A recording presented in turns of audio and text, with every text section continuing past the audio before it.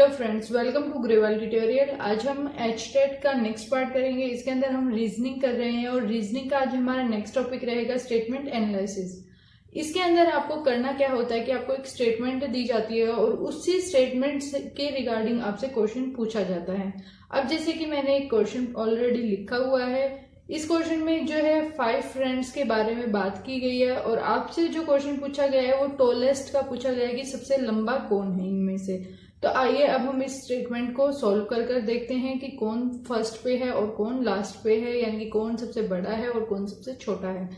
तो इसके अंदर आपको गिवन है ए इज टॉलर देन बी, यानी कि ए जो है वो बड़ा है किसके कंपैरिजन में, बी के कंपैरिजन में। अगर मैं यहाँ पर ए लिख रही हूं तो यहाँ पर मैंने बी लिखा है कि ए के कंपैरिजन में जो है बी छोटा है।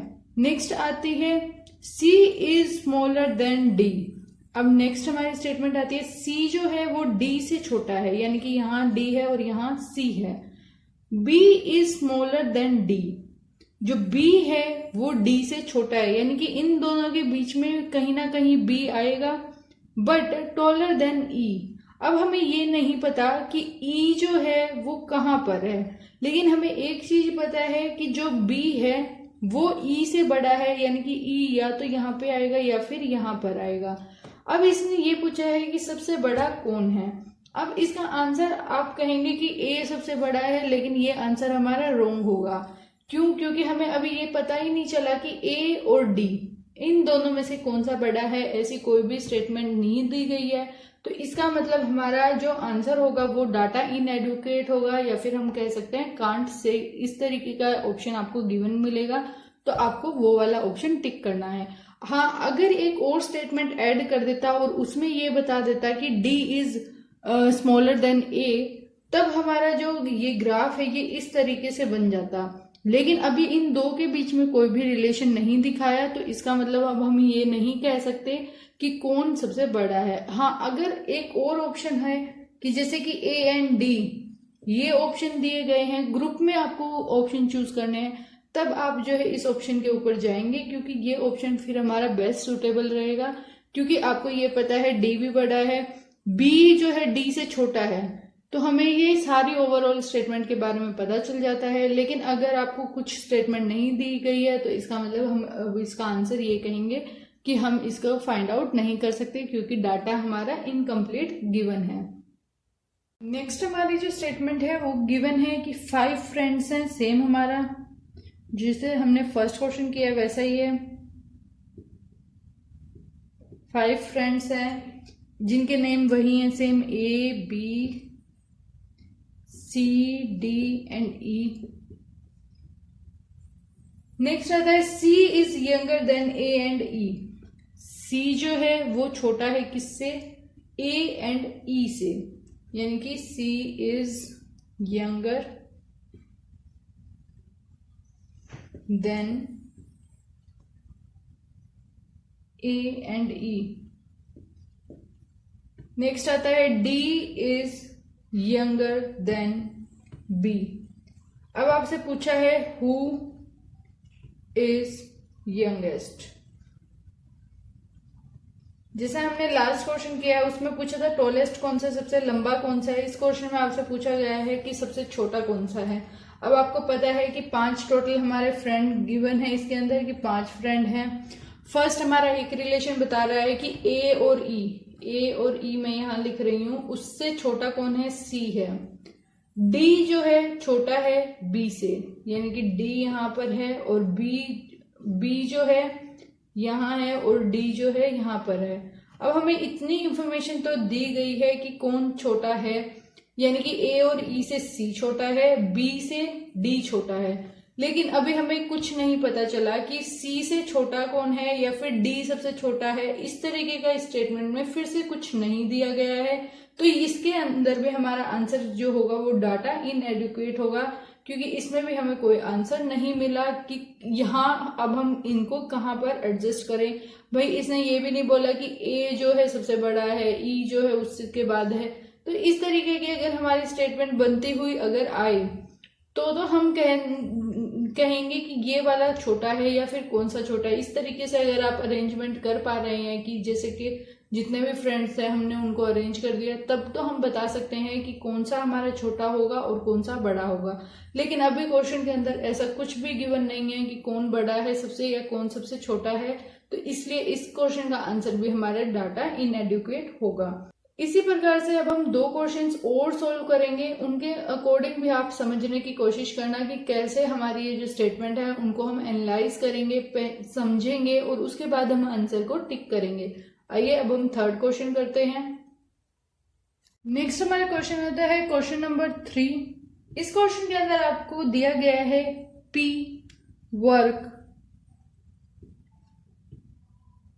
वर्क्स मोर देन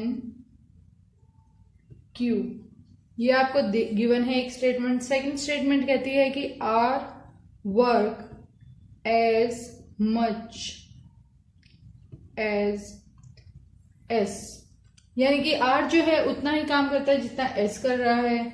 नेक्स्ट आता है T works less than R, T जो है R के कंपैरिजन कम काम कर रहा है। नेक्स्ट आता है हमारा Q work more than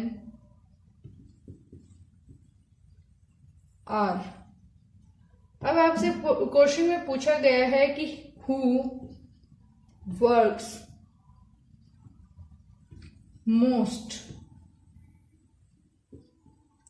of all, यानी कि इन सब में से सबसे ज्यादा काम कौन कर रहा है। अब आपसे क्वेश्चन ये पूछा गया है। अब हम फिर से सेम तरीके से लिखेंगे। जब भी आपको इन क्वेश्चंस को सॉल्व करना है तो आप वर्टिकल फॉर्म में लिखें ताकि आपको इजीली समझ आ जाए कि कौन किससे ज्यादा काम कर रहा है। अगर आपसे सीटिंग अरेंजमेंट के क्वेश्चन पूछे जा रहे हैं तो उनको आप हॉरिजॉन्टल वे में सॉल्व करने की कोशिश करें, तब आपके आंसर जो है जल्दी आएंगे।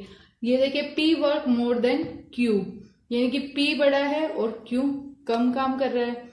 R work as much as S, R जो है वो इक्वल काम कर रहा है किसके, S के। T work less than R, जो T है वो कम काम कर रहा है R के कंपैरिजन में। And Q work more than R, यानी कि ये जो इसके ऊपर जो है वो Q है।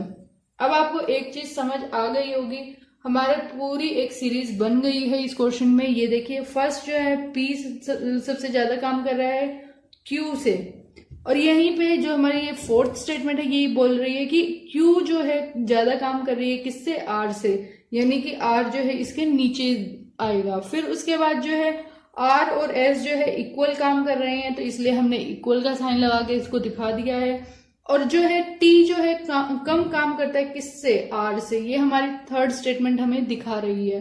तो यानी कि T जो है यहाँ पर आएगा। अभी इसने पूछा था कि सबसे ज्यादा काम कौन कर रहा है, तो सबसे ज्यादा हमारा P काम कर रहा है, तो यही हमारा आंसर होगा। अब नेक्स्ट क्वेश्चन आता है आज के लिए, और ये हमारा लास्ट क्वेश्चन होगा, question number 4। P is taller than G, G is shorter then M. To find out who among them is the tallest, आपको ये पता लगाना है कि टॉलेस्ट सबसे कौन है। Which of the following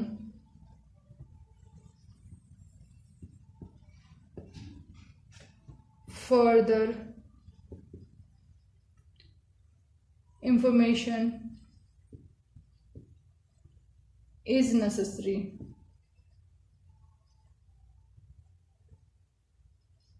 अब आपको ये बताना है कि सबसे बड़ा कौन है, और आपको एक 4 स्टेटमेंट गिवन है क्वेश्चन के अंदर, जो आपका ऑप्शन है उसके अंदर 4 स्टेटमेंट है, उनमें से आपको चूज करना है कि जो हमें अगर ये पता लगाना है कि सबसे लंबा कौन है, तो उसको हम किस तरीके से पता लगाएंगे। सबसे पहले हम ये इंफॉर्मेशन लिख के देखते हैं कि क्या इसके अंदर गिवन है।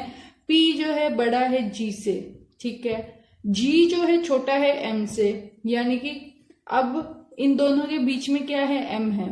एक चीज तो हमें पता चल गई, लेकिन जरूरी नहीं है कि m जो है यहां पर है, m क्या है यहां पर भी हो सकता है, इसके अबव भी जा सकता है। तो आपको ये पता लगाना है कि कौन सी ऐसी स्टेटमेंट हम यूज करें जिससे जो है हम ये पता लगा सकें कि कौन सबसे लंबा है। तो हम इस स्टेटमेंट में, जैसे कि ऑप्शन आपको गिवन है, m is taller than g, ठीक है। सेकेंड स्टेटमेंट है p is taller than m। Third statement है p is taller than m's brother.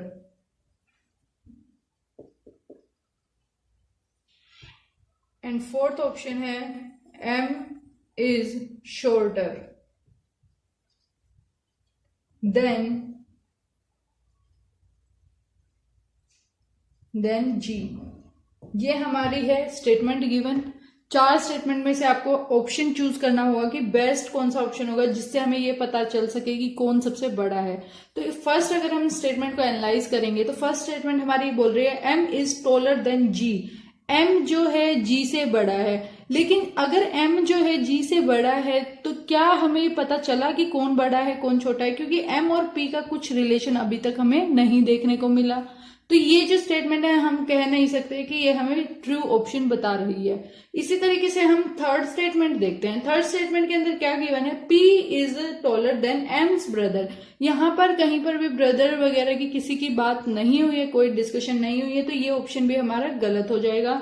Next हमारी स्टेटमेंट कहती है m जो है वो छोटा है किससे, g से, लेकिन हमें क्वेश्चन में गिवन है कि g जो है छोटा है m से, तो ये स्टेटमेंट ऑटोमेटिकली हमारी रॉन्ग हो जाएगी। नेक्स्ट आता है हमारी सेकंड स्टेटमेंट, क्या कह रही है, p is taller than m।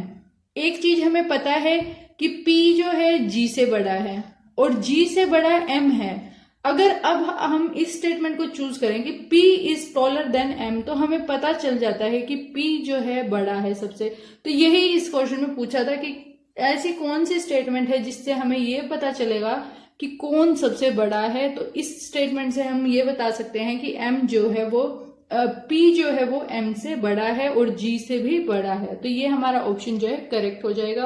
आपको ये वीडियो कैसी लगी मुझे कमेंट में जरूर बताएं। अगर आपका कोई डाउट है तो वो भी आप कमेंट में पूछ सकते हैं। ज्यादा से ज्यादा अपने फ्रेंड्स के साथ शेयर करें। Thanks for watching.